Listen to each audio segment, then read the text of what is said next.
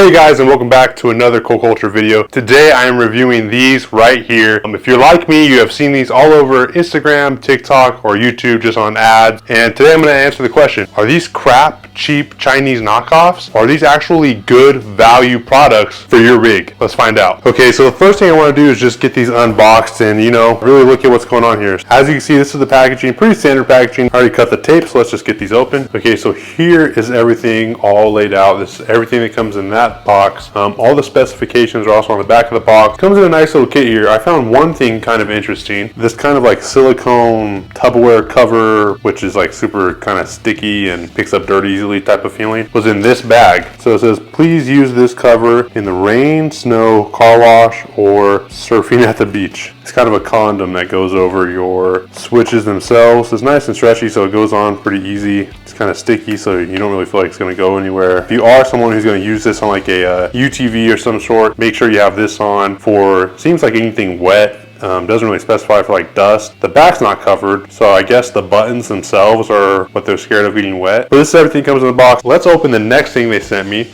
and then we'll talk about how I'm going to install all this. I got everything moved over to the side. Now, they also sent me some lights to run with it because I didn't have any lights to test out that product. So that was also pretty nice of them. They were very courteous. I don't know, they were talking pretty good over email, so that was nice. Now remember, I didn't buy any of these products. They sent them to me to review and install here on my channel to give you guys the information. And I flat out let them know, I'm going to be brutally honest whether or not I like your product. They said they're perfectly okay with that. So that is confidence, if nothing else, I guess, right guys? Okay, this seems like the lights wiring harness, and here are the lights themselves. Now these lights have a amber function in the middle and then just white around the sides. So they're the 3-inch pod lights. They need to work on their names on some of these because the names don't help. You're looking at them, their names are all kind of funny, so it doesn't help that it makes you feel like they're kind of cheap Chinese knockoffs. Again, all metal construction. The heat sink is a little different than what I'm used to seeing. Also, this looks like it's a replaceable. Go ahead and just peel this off, huh? Oh, that was satisfying. Yeah, it is. It's completely replaceable screen here on here. So if you do get it all messed up, you can go ahead and replace it if you get it cracked or scratched or anything like that. So that is nifty. I'm sure they sell the extra screens on the extra glass here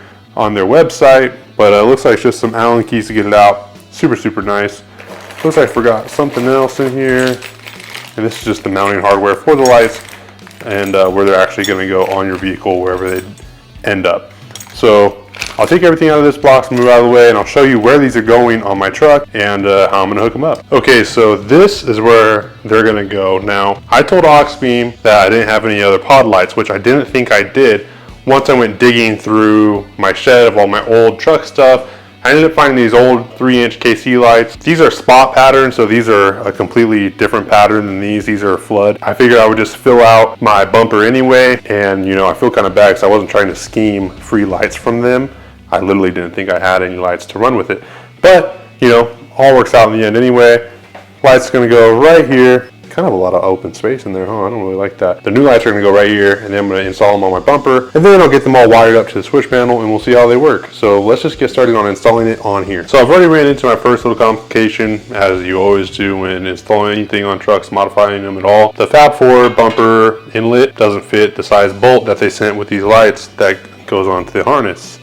So I think I have, well, no, I know I have a bunch of extra bolts laying around, and I know of a few that will for sure fit for this. I'm going to use a different bolt than the one they included, just so you guys know. And then on here, looks like we just got some Allen keys. You just pop these off, and then it goes ahead and slides right on. So I think they're going to fit pretty good. But let me go grab everything I'm going to need, and then I'll go ahead and hit record and show you guys what I'm dealing with. So I broke out some tools. Is all that overkill? And well, no more hand tools do it, absolutely. But I'm a lazy ass, and little impact wrench does a whole lot. But if you use something like this, don't over torque it. Make sure you kind of know what you're doing. Don't over torque it and destroy your bolts or your threads or whatever else. But here's what I found in my little kit over here. I just put it all together, and just a washer, a lock washer, and then I'll get a nut. Now, I just got power tools not too long ago, and I gotta tell you guys, I love using them because they make everything so much easier.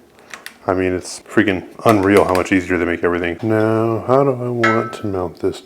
Probably like that, right?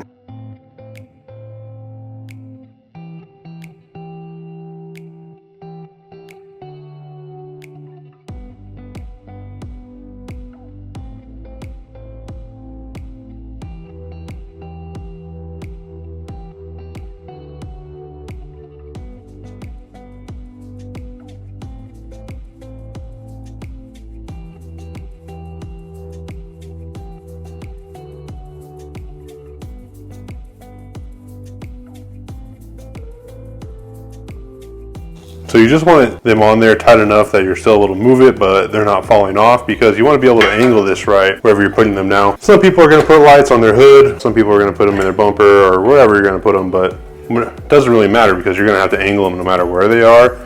And you can't really angle them until they're on the vehicle and you're out there kind of testing it. So you might as well put them on loose now, that way you're not trying to get in there and making it all difficult later.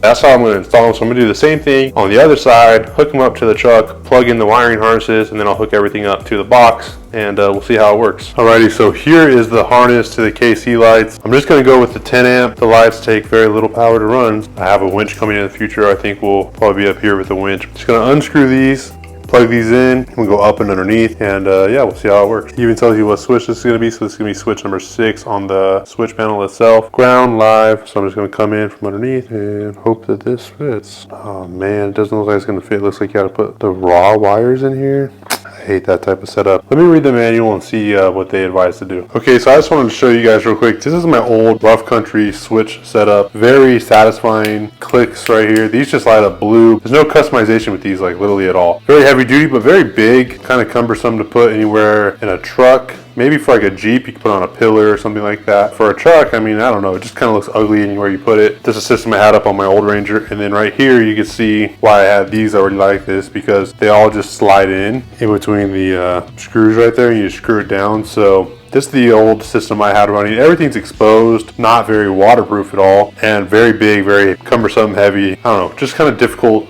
Not difficult to work with, very easy to work with, but not the best setup ever. I actually like this setup significantly more. It's way thinner. Everything seems to be pretty much completely waterproof. I like that this one has the fuses exposed.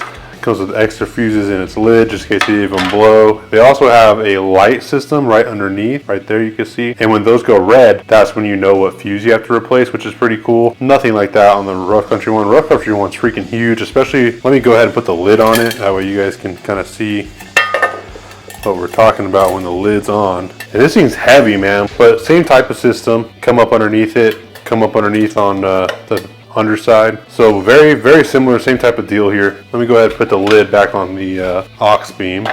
Show you guys now.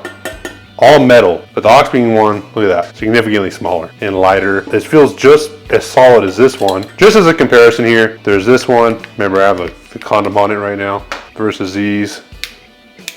Both of these companies, I believe, are kind of a rip-off of the S-Pod system from that company. These are similarly priced, and just off of what I know about this one already, I think I'd rather go with this one. I'll let you know at the end of the video, but I just wanted to show this right here and get my honest opinion on this whole deal first. Here we are back with this system. Everything that I've seen is just bare wires in here. I'm thinking about doing bare wire, but soldering the tip. That way there's kind of a flat tip that will just fit in there. I'm gonna go ahead and just cut these tips off, go ahead and round out the wires at the end, stick them in there, and show you guys what it looks like.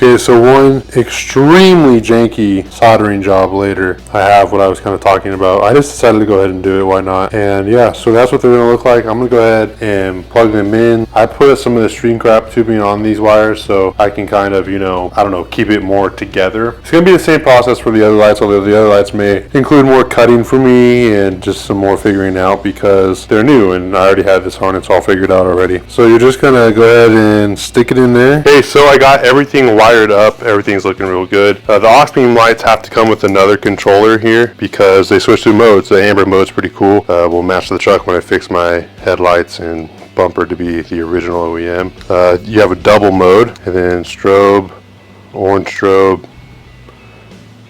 That one alternates. and then back to just white. So these lights are actually pretty cool. Obviously you can't tell which is better or anything like that just by looking at them right there. I still have to go ahead and tie everything up underneath. I will show you where I'm tying it all up underneath because I feel like that's helpful for people. Because I want to show you what's going on here. Now this is a complete and total freaking mess. As you might be able to see in there, I got the fuse lined up in there. I'm actually going to put up a diagram at some point in the video to show you which one I used, which one I ended up tapping into. You're going to use the smaller fuse, by the way, not that big one. Then here's everything in here. This is the raw wires in here. I coated these ones in solder. I left these ones raw just to see if it'll make any sort of difference. I did end up screwing it down onto my fuse lid because there's no diagram underneath. Everything on the F-150s goes through your infotainment, so literally everything is in your infotainment. And I messed up on my drill point, so I put 2 more bolts in there, and then I put shrink tubing around them, so it would help the bolts be waterproof. The bolts were bigger than the hole, and then I did that at the bottom. I'm not a mechanic or electrician, but it seems like keep everything from getting in or out. But I did screw onto here. I know a lot of people are like, find another place to mount it, but there's really just not a lot of room in these F-150s to put it anywhere. And then when I put the lid back on, it'll just fit over there all nice and cozy. And then I'll show you guys where I ended up running all my wires because that's not it. I have my control wire just kind of laying across. I haven't done anything with it yet. I think I'm going to line it up over in here and kind of keep it nice and tucked away, and that way it won't run into anything. Keep it a little bit more insulated too, I guess. And then I also, just to show you guys, I ran it through the fender, which you could do on a normal F-150 too, but with these fiberglass fenders from Fiberworks, it made it a little bit easier. I think the gap is just a little bit bigger, and then you can run it through here straight into your door, as you can see right there. Here is the switch panel itself. It's super bright, so it's not really going to be our friend right now. Originally I was just going to leave this in my center console. I was going to wire it all the way over there, maybe under my seat or something, but I'm not going to. Well, I might, I don't know. But now I'm debating about just putting it down here. I mean, that's not a very intuitive spot, but it's out of the way, and you can kind of memorize, you know, which corner. Okay, this corner's this light, this corner's that light. As of right now, maybe 3M tape, and right there, maybe. I don't know. It probably won't be permanently mounted. Well, it definitely won't be permanently mounted because I might test out other systems in the future. I think right there is like a good little spot for now. Or, you know, I could set it in here. Like I could run the wire behind the pedals over, up, and through, and just put it in there and just set it in there. Yeah, I don't know what I'm gonna do yet. So let's take a look at what I did. Everything's super messy and I have a lot of access wire, but that's because if I want to move these lights or this system onto a different vehicle, I could totally do that, and I'll have some wiggle room with it. So that's why I didn't cut and resolder these and make them all nice and tight and neat. What I could have done, and what I would recommend you're doing, especially if you have any thought of ever removing it from your truck, you think it's gonna be there forever, I would go get the wire tubing and run all these wires into it. Let's get underneath and show you guys for these lights. Okay, and this is what I did underneath. See, it's a lot of excess wire. So I just zip tied it all together. There's no point in cutting these because then it just makes it hard to figure out which is which. I'm just gonna keep it like that. This hole, this square and this hole are identical right here behind this. So I just ran a zip tie up and underneath it. Got it to hold on here. It ain't going. That might be annoying if I ever hear it. So I might want to zip tie these. I don't have my crash bars anymore, so I just ran it through where my crash bars used to be on the frame, and I did that on both sides, and everything is not necessarily nice and neat, but it is kind of put away good like that. Definitely good enough for now, and definitely good enough for testing, which is going to come a bit later. Also, by the way, I ran that extra controller through this side, pretty similar to what I did on there. I'm going to have to figure something else out about this because it has its own fuse, but I think if I just cut this off and then run it to there, and if I run it all to the same one, I might just be able to click the button multiple times and be able to go through the different modes, but I don't know yet. So I just left it for now, especially for testing. I want to be able to test these first for you guys.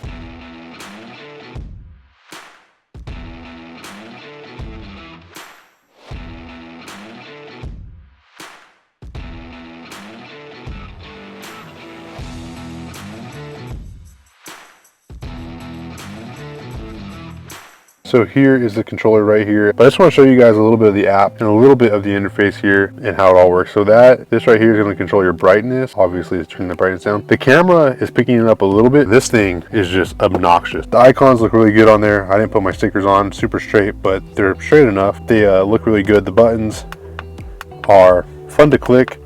They work you know, perfectly, obviously. I like it a little bit more uniform, so I think I'm probably going to stick with this. Overall, guys, in conclusion, I definitely think that these products are good, just value products that are a little bit lower than everything else that's on the market, but is pretty much just as good quality, very simple and easy to set up. I do have a few things to mention here. One is that those light pods get extremely hot. LED lights are supposed to be running cooler and take up less energy, and for some reason they're super duper hot, and I didn't even run them for that long. Like if you're running a trail or if you're out in Glamis, you're going to be running the lights for a lot longer than just 15 or 30 minutes. And I would definitely recommend this over the rough country one, at least the rough country version I have. I'm not sure if they've updated it or not. I'm sure they haven't. If I was like looking at both of these options and like, oh, I know rough country, so I'm going to go with rough country instead of this overseas company. I don't know. This company is a little bit better. So I'm going to have a link in the description down below where you can purchase these yourself. It's going to be an affiliate link. So if you do purchase them, it helps me out a little bit too. And you know, hopefully you got some value out of this video on whether or not this brand is worth it or not, because like I said in the beginning of the video, I've always just thought it was kind of a scam, but it's not. I think it's good quality product, and definitely put this on like my Razor